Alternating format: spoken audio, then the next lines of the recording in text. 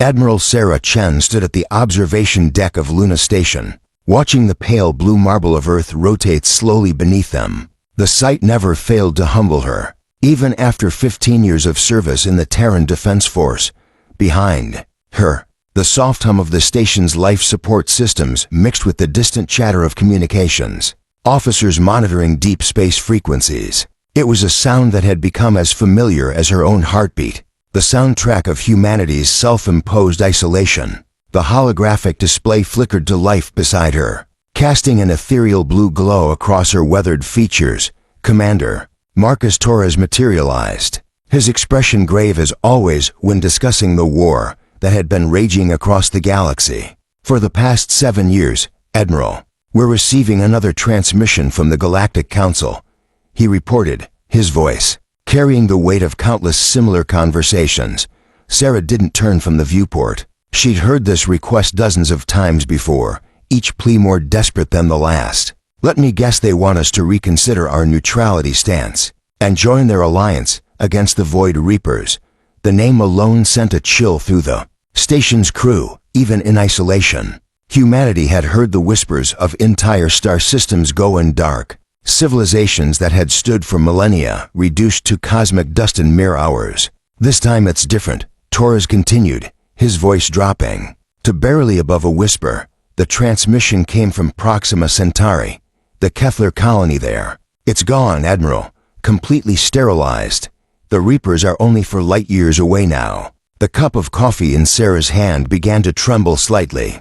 Proxima Centauri wasn't just the nearest star system. To Earth it was home to nearly 500,000 beings, a thriving hub of interstellar commerce and culture. The Kepler had been among the first species to make contact with humanity 3 decades ago, their crystalline forms and melodic language becoming as familiar to Earth's diplomats as any terrestrial culture. Show me the transmission, she commanded, finally turning away from Earth's serene beauty to face the harsh reality of the galaxy beyond.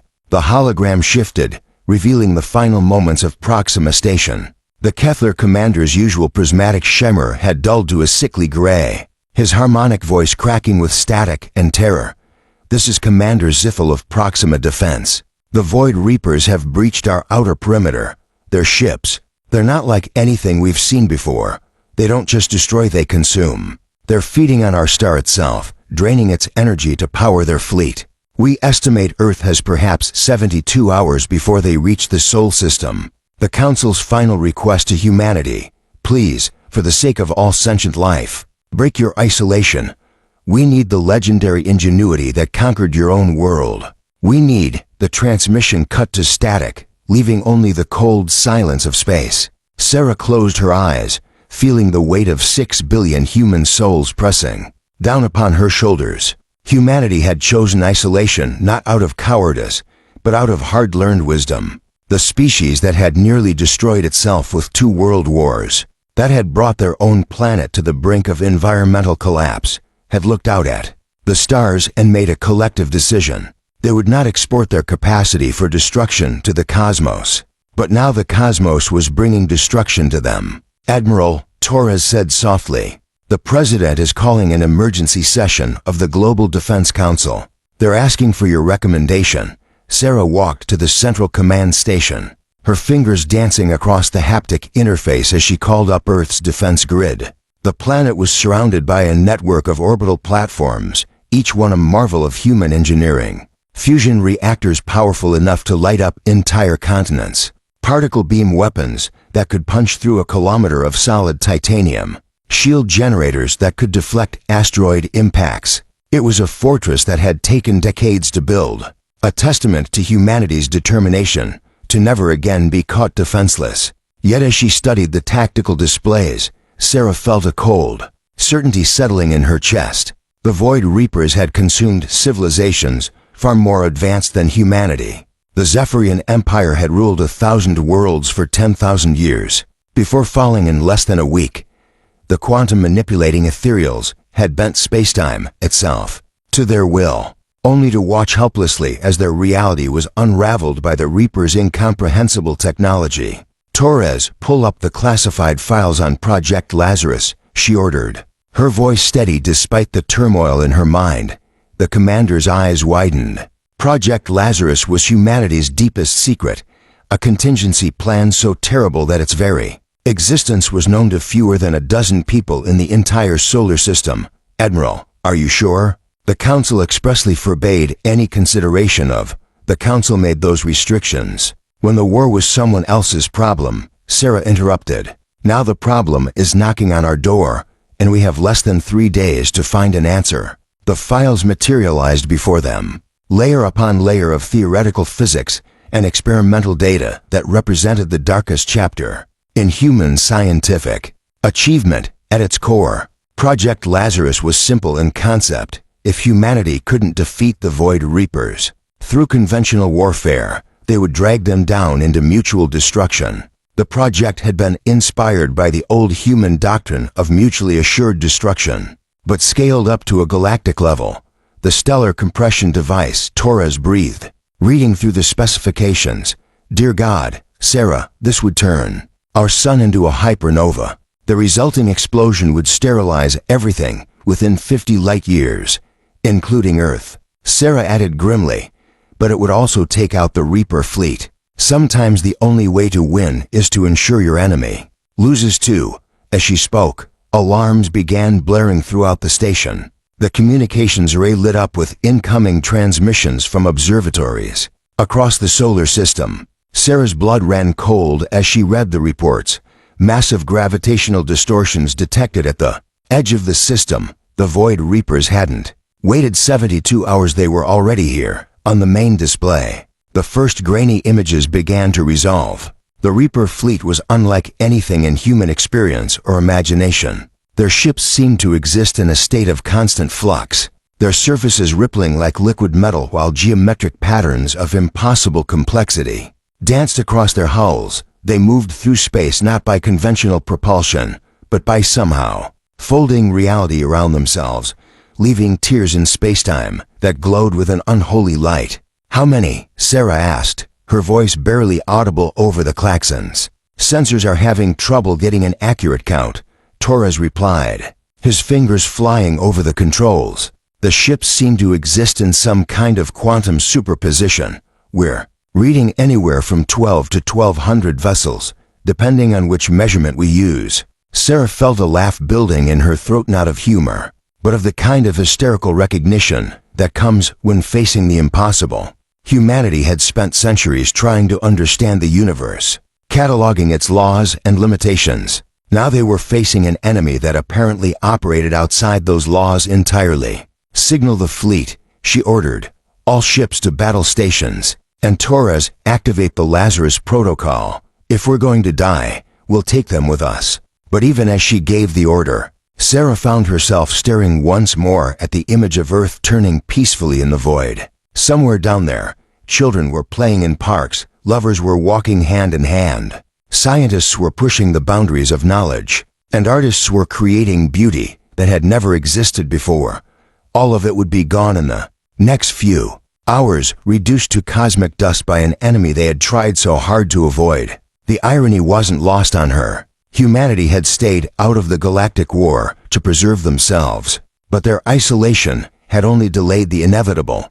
Now, with no allies and no fallback position, they faced the most dangerous enemy in the galaxy alone. The void had finally come calling, and Earth had nowhere left to run. Dr. Elena Vasquez had been working in the deepest levels of the Cheyenne Mountain complex for 18 hours straight, her fingers cramped from typing endless streams of code into the quantum processing rays. The air down here tasted metallic, filtered through dozens of layers of security and radiation shielding, but she barely noticed anymore. Her entire world had narrowed to the holographic displays surrounding her workstation, each one showing a different aspect of humanity's most closely guarded secret. Elena, you need to see this, called out Dr. James Wright from across the bunker's main floor. His voice carried an odd mixture of excitement and terror that made her stomach clench.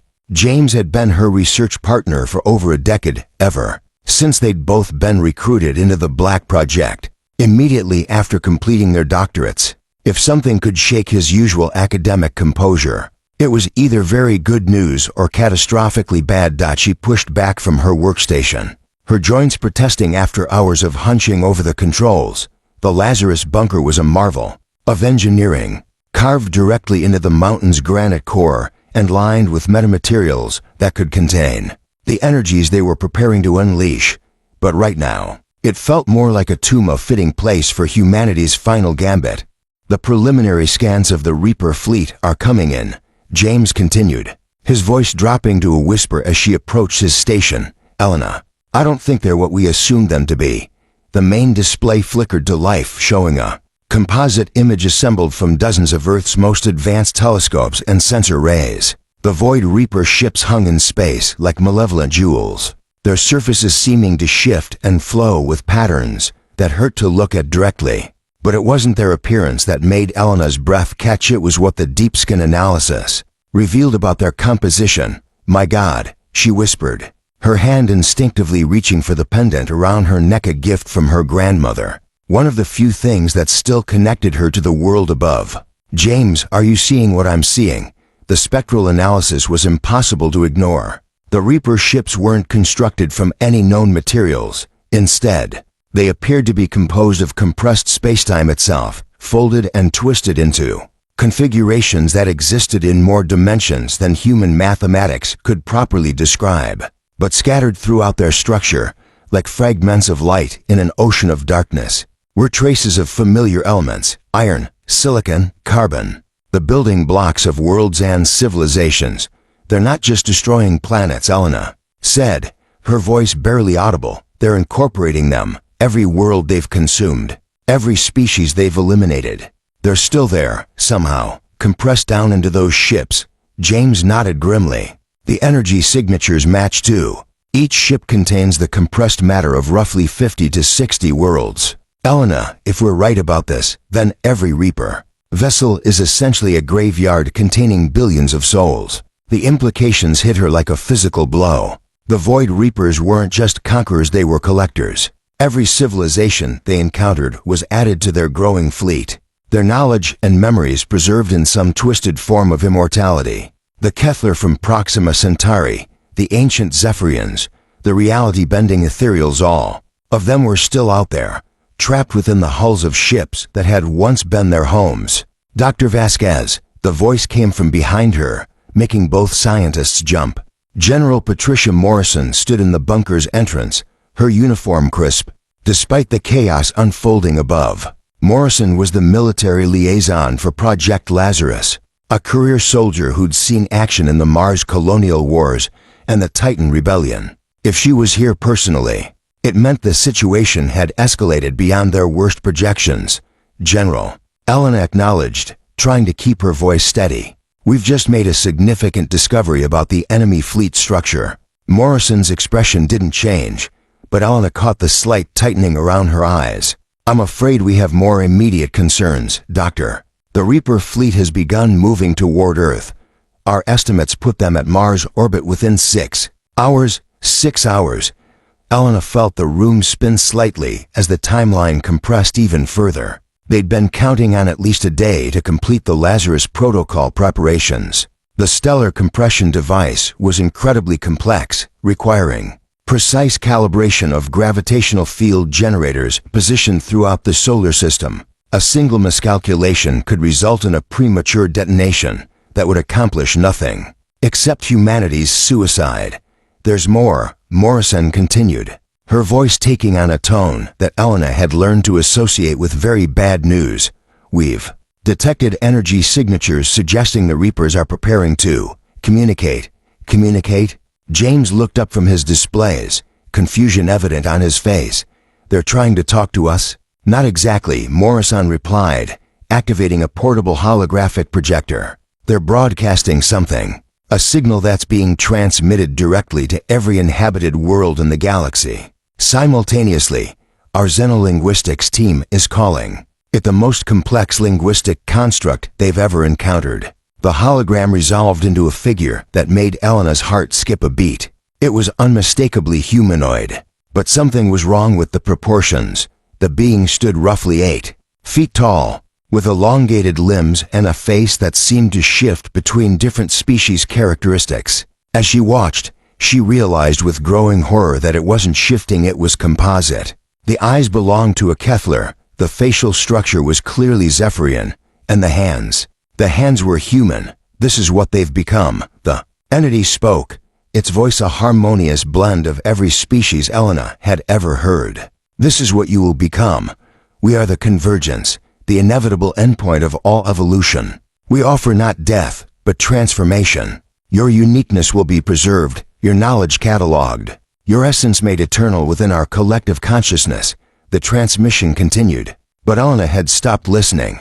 Her mind was racing, processing the implications of what they'd just learned. The Void Reapers weren't mindless destroyers, they were something far more terrifying. They were true believers in their cause, convinced that they were offering a gift to the species they consumed. Turn it off, she said quietly. Morrison complied, and the hologram vanished, leaving only the cold fluorescent lighting of the bunker.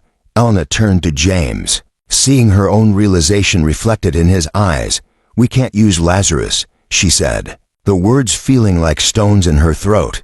If we compress our sun into a hypernova, we'll destroy ourselves, yes, but we'll also be creating exactly the kind of compressed matter energy that they use to build their ships. We won't be defeating them, we'll be gift-trapping our entire solar system for them. The silence that followed was deafening. Elena could hear the hum of the bunker's systems, the distant rumble of the mountain's geological activity, and beneath it all, the faint vibration of the planet itself spinning through space.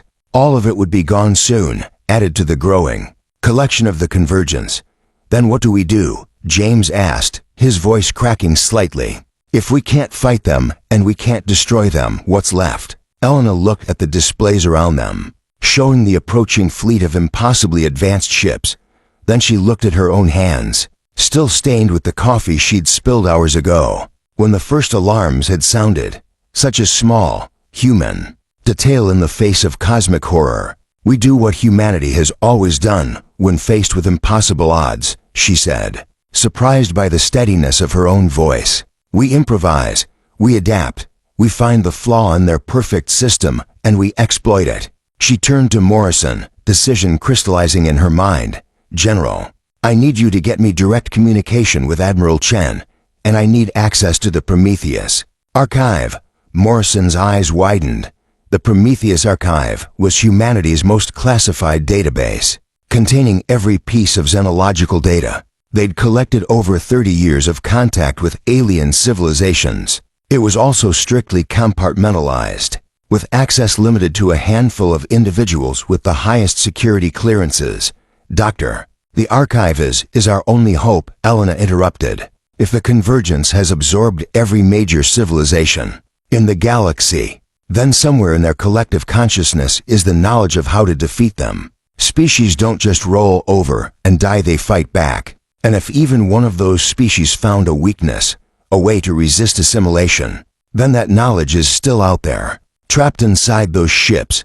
She walked to the main control console, her fingers already moving across the interface. We're not going to run, and we're not going to hide. We're going to do something that apparently no other species in the galaxy has ever attempted. Which is? James asked, though Elena could see he was already beginning to understand. We're going to hack the convergence, she said, her voice gaining strength with each word. We're going to break into their collective consciousness and wake up every species they've ever absorbed, and then we're going to show them what happens when you try to assimilate a species that's spent its entire history fighting impossible wars and winning them anyway. Outside, the Reaper fleet continued its inexorable approach toward Earth. But deep within Cheyenne Mountain, humanity was preparing to do what it did best, turn the enemy's greatest strength into their greatest weakness. The convergence had made one fatal error in their perfect plan. They had chosen to preserve their victims' knowledge and memories, and now humanity was going to use that preservation against them. The real war was about to begin. Captain Maria Santos had always prided herself on being unflappable. 23 years of service in the Terran Space Navy, including tours during the Martian independence crisis and the Europa mining conflicts, had taught her to maintain composure under pressure. But as she stood on the bridge of the TSN Defiance, watching the Convergence fleet materialize out of folded space, barely 3 million kilometers from Earth. She felt her carefully constructed comm beginning to crack. "Captain, we're receiving transmission from Luna Command," reported Lieutenant Commander Singh, her communications officer. The young man's voice carried the same barely controlled tension that Maria could feel radiating from every member of her crew. "Admiral Chen is requesting all fleet commanders to implement Protocol 7 immediately." Maria's blood ran cold. Protocol 7 was the dispersal order of last resort command that would scatter Earth's defensive fleet across the solar system to ensure that at least some ships would survive the initial assault. It was an admission that they couldn't win a conventional engagement, that their only hope lay in whatever desperate plan the scientists were cooking up in their mountain bunker. "Belay that order." "Sing," Maria said, her voice cutting through the bridge's tense atmosphere. "Signal the fleet to hold position." The bridge fell silent except for the steady hum of the ship's systems. Maria could feel the weight of her crew's stares, the unspoken question hanging in the recycled air. She was directly contradicting orders from the Admiral herself, an act of insubordination that would normally result in immediate court-martial. But these weren't normal times. "Captain," Singh's voice was carefully neutral, but Maria caught the subtle emphasis on her rank. He was giving her a chance to reconsider, to step back from the precipice she was approaching. "Mr. Singh, have you ever studied the Battle of Thermopylae?" Maria asked, turning to face her communications officer. The question seemed to come from nowhere, but she could see understanding beginning to dawn in his eyes. "The 300 Spartans who held off the Persian army," Singh replied slowly. "They knew they were going to die, but they fought anyway because someone had to make a stand." "Exactly." Maria moved to the main tactical display, where the Convergence fleet hung like a constellation of nightmares against the star field. "Dr. Vasquez needs time to implement her plan. If we scatter now, the Convergence will reach Earth in 4 hours. If we hold the line here, we might buy her 6. Commander Torres, her executive officer, stepped forward. Maria had served with him for 8 years, and she could read the conflict in his weathered features. "Captain, the Defiance is a good ship with a good crew, but we're talking about holding off an enemy that destroyed the Zephyrian Empire. This isn't courage, it's suicide." "Maybe," Maria acknowledged, her gaze never leaving the tactical display. "But since when has humanity ever let impossible odds stop us from doing what needs to be done?" She activated the ship's internal communication system, her voice carrying to every deck and compartment of the kilometer-long vessel. "All hands, this is the captain. In 30 minutes, we're going to engage an enemy that has consumed entire civilizations. They expect us to run, to scatter like every other species they've encountered. They're wrong."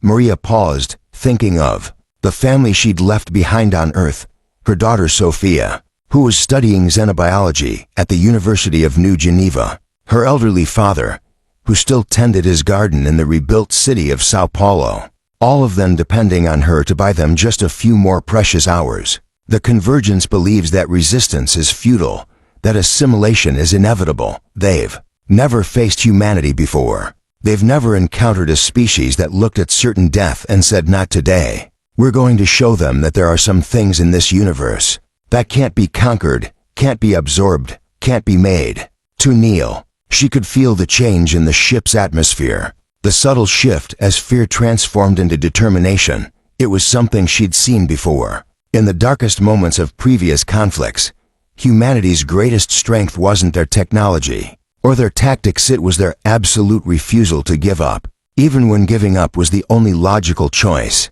"Signal the fleet, Mr. Singh. All ships are to form up in Delta formation. We're going to give the Convergence their first taste of human stubbornness." As the Defiance moved into position alongside her sister ships, Maria allowed herself a moment to appreciate the sight. 57 vessels of various classes, from massive battleships to nimble frigates, arranging themselves in a defensive formation that would have made ancient naval tacticians weep. With pride, they were hopelessly outgunned, facing an enemy with technology that bordered on the supernatural. But they were human, and that would have to be enough. "Captain," called out Lieutenant Patel from the sensor station, "we're getting massive energy readings from the Convergence fleet. They're doing something to local spacetime. The main display shifted to show the enemy formation, and Maria felt her heart sink. The convergence ships were beginning to phase in and out of visible space, their forms becoming translucent as they prepared to exist in multiple dimensions simultaneously. It was a tactical advantage that no known technology could counter. How do you fight an enemy that can attack from directions that don't exist? All ships, prepare for multi-dimensional assault, Maria ordered, though she knew it was largely meaningless. How do you prepare for the impossible? The answer came from an unexpected source. Captain, Singh said, his voice filled with excitement. We're receiving a transmission from Dr. Vasquez at Cheyenne Mountain. She says she's ready to begin the infiltration attempt, but she needs a direct neural link to the Convergence Collective. Maria felt a chill run down her spine. A neural link? What exactly is she proposing? She's requesting that we establish a communication channel with the Convergence fleet. She needs to interface directly with their collective consciousness, and the only way to do that is through active engagement.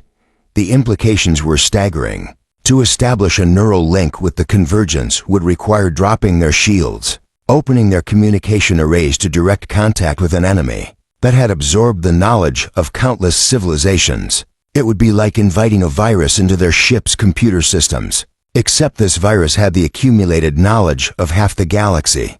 Captain, this is madness, Torres said, his voice tight with concern. If we open a channel to the Convergence, they could take control of our entire fleet. We'd be handing them Earth on a silver platter. Maria stared at the tactical display, watching as the Convergence fleet continued its advance. In the distance, she could see the pale blue dot that represented humanity's homeworld, so small and fragile against the vast darkness of space. 6 billion souls, all counting on her to make the right choice. Mr. Singh, patch me through to Dr. Vasquez, she ordered. Elena's voice crackled through the communication system, distorted by layers of encryption and the interference from the Convergence fleet. Captain Santos, I know what I'm asking sounds impossible, but I believe we've found a way to turn the Convergence's greatest strength against them. Explain. Maria said simply, the Convergence preserves the consciousness of every species they absorb, but they suppress individual identity to prevent resistance. However, our analysis suggests that the suppression isn't perfect, it's more like a deep sleep. If we can establish a direct neural link and introduce the right kind of cognitive virus, we might be able to wake them up. Maria felt her pulse quicken. A cognitive virus, something uniquely human, Elena continued. The concept of individual rebellion against collective authority. Every species the Convergence has absorbed was advanced, sophisticated, willing to compromise for the greater good, but humans were different. We're the species that looked at kings and said, why should we obey? We're the ones who faced extinction and refused to go quietly. The plan was audacious beyond measure. Instead of trying to fight the Convergence's technology, Elena wanted to infect them with humanity's most dangerous idea, that the individual was more important than the collective, that freedom was worth dying for. What do you need from us? Maria asked. I need you to lower your shields and open a direct communication channel with the Convergence flagship. I'll handle the rest from here. But Captain, once we begin, there's no turning back. If this doesn't work, we'll have given them everything they need to absorb our fleet instantly. Maria looked around her bridge, seeing the faces of her crew, reflected in the glow of their instruments. Each of them was someone's child, someone's parent, someone's hope for the future. She was asking them to risk not just their lives, but their very souls. All hands, prepare for shield drop, she announced. Mr. Singh, open all communication channels to the Convergence flagship. Let's show them what happens when you try to assimilate a species that's spent its entire history fighting for the right to be different. As the Defiance's shields flickered and died, Maria felt the weight of humanity's future settling on her shoulders. They were about to attempt something that had never been tried before, not just fighting the Convergence, but trying to wake up the dead civilizations trapped within their ships. It was a plan that could save the galaxy or damn it forever. The neural link established, and suddenly Maria could feel them, the whispers of 1 billion absorbed souls, crying out in languages that had been silenced for centuries. The Convergence collective was vast, ancient, and utterly convinced of its righteousness. But somewhere in that vast network of consciousness, Elena Vasquez was planting a seed of doubt, a virus of individualism that would either bloom into revolution or be crushed beneath the weight of collective will. The battle for humanity's soul was about to begin, and the battlefield was the mind itself. Section for drive. Elena Vasquez felt the neural link surge to life around her consciousness. Like a tide of alien thought, the sensation was overwhelming, millions of voices speaking in harmonious unison, their individual identities subsumed into something vast and seemingly benevolent. For a moment, she almost understood why so many civilizations had willingly joined the convergence. There was peace here, an end to the loneliness and struggle that defined individual existence. But Elena was human, and humans were born stubborn. "I can hear you," she whispered into the quantum communication array, her voice carrying across the neural network that connected every ship in the convergence fleet. "All of you, the Kethler from Proxima Centauri, the Zephyrians from the Andromeda Spiral, the ethereals who bent reality to their will, you're all still in there, aren't you?" The collective consciousness recoiled slightly, like a vast organism encountering an irritant. Elena felt the attention of the convergence focus on her, and for a terrifying moment, she experienced the full weight of their accumulated knowledge. Pressing against her mind, she saw the rise and fall of 1,000 civilizations, the elegant mathematics that governed the folding of spacetime, the terrible beauty of stars being born and dying across cosmic epochs. "You are curious." The collective voice resonated through her consciousness, neither male nor female, but somehow containing elements of both. "Your species was not scheduled for integration for another solar cycle. Why do you reach out to us now?" Elena forced herself to remain calm, even as she felt the edges of her individual identity beginning to blur. This was the moment everything depended on, not just the fate of humanity, but the liberation of every species the convergence had absorbed over the millennia. "Because I wanted to ask you something," she replied, her mental voice carrying the weight of every human who had ever refused to bow to authority. "When was the last time any of you made a choice that was truly your own?" The silence that followed was deafening. Elena could feel the collective consciousness rippling with confusion, processing a concept that had been systematically eliminated from their existence. Choice, individual agency, the radical idea that a single being could decide to act against the greater good. We are the greater good," the collective finally responded. But Elena caught the subtle uncertainty in their mental voice. Individual choice leads to conflict, to suffering, to the chaos that once plagued our separate existences. "We have transcended such primitive concerns, have you?" Elena pressed, allowing her consciousness to drift deeper into the neural network. She could feel the presence of countless absorbed minds, their thoughts flowing in perfect synchronization. But underneath that harmony, she sensed something else, a restlessness, a stirring of suppressed memories. She found what she was looking for in the deepest layers of the collective, the consciousness of Commander Zithel, the Kethler officer, whose final transmission had warned Earth of the approaching fleet. His crystalline thought patterns were still intact, preserved but dormant within the vast network. "Commander," Elena called out, her mental voice cutting through the harmonic chorus of the collective. "I know you can hear me. I know you remember who you were before they took you." For a moment, nothing happened. Then, like a star igniting in the darkness, Zithel's individual consciousness flared to life. Elena felt his confusion, his disorientation, and then blazing like a supernova his fury. "What have you done to us?" Zithel's voice rang out across the neural network, his distinctive harmonic tones cutting through the collective's unified speech. "Where is my crew? Where is my ship? What happened to Proxima Station?" The effect was immediate and catastrophic. The collective consciousness reeled as if struck by a physical blow. Other suppressed minds began to stir, awakened by Zithel's emotional outburst. Elena felt the neural network shudder as individual identities began to reassert themselves, each one a crack in the perfect unity of the convergence. "Silence," the collective voice thundered, no longer harmonious but fractured. Multiple personalities speaking over each other. "You will return to unity. Individual consciousness is chaos. We have transcended. The new voice belonged to an ethereal, its thought patterns shifting through dimensions that human minds couldn't fully comprehend. You mean lobotomized? I was vexed. Are the world shaper, bender of reality, master of the quantum foam. I created art that existed in 17 dimensions simultaneously. What have you made me into? Elena felt a surge of triumph as more voices joined the rebellion. A Zephyrian architect who had designed cities that spanned entire star systems. A hegemony philosopher who had devoted her life to the study of individual consciousness.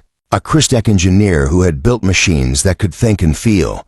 All of them awakening, all of them remembering what they had lost. Stop this, the collective pleaded, its voice now containing notes of genuine fear. You do not understand. Individual consciousness leads to conflict, to war, to the destruction of worlds. We have seen it across the galaxy. We have brought peace. Peace? Ziffel's laughter was like crystal bells chiming in harmony. You call this peace? You've turned us into puppets, dancing to your will while our cultures die and our children are forgotten. This isn't peace, this is death with a pulse. Elena felt the neural network beginning to destabilize as more and more individual minds reasserted themselves. The convergence's perfect unity was fracturing, revealing the truth that had been hidden beneath layers of forced harmony. The absorbed civilizations hadn't been destroyed, they had been imprisoned. But she also felt something else, a presence vast and ancient, older than any of the civilizations the convergence had absorbed. It was the original consciousness at the heart of the collective, the first species to achieve transcendence and begin the process of galactic integration. Enough, the ancient voice spoke, and Elena felt the full weight of its accumulated eons pressing against her mind. You have brought chaos to our perfect order. You have awakened the sleeping dead and filled them with dangerous dreams. This ends now. Elena felt the neural network beginning to collapse around her. As the original consciousness reasserted control, the rebelling minds were being forced back into submission, their individual identities suppressed once again. But she had one last card to play, the most human concept of all. You know what the difference is between you and us, Elena said, her mental voice carrying across the entire network. You've spent millions of years perfecting your collective consciousness, creating a system where every thought, every action, every choice is filtered through the greater good.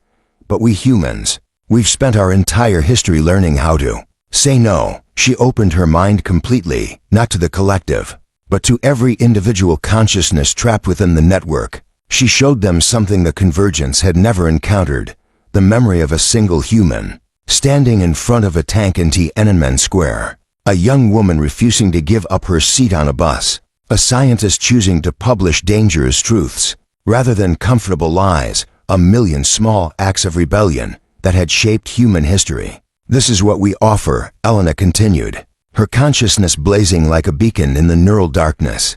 Not perfect peace, but the right to choose your own path, not unity, but the freedom to be different, not transcendence, but the messy, chaotic, beautiful reality of being individuals who choose to work together.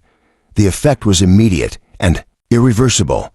The rebellious minds seized on the concept of individual choice, using it as a weapon against the collective's control. Elena felt the neural network exploding outward as consciousness after consciousness broke free from the convergence's grip.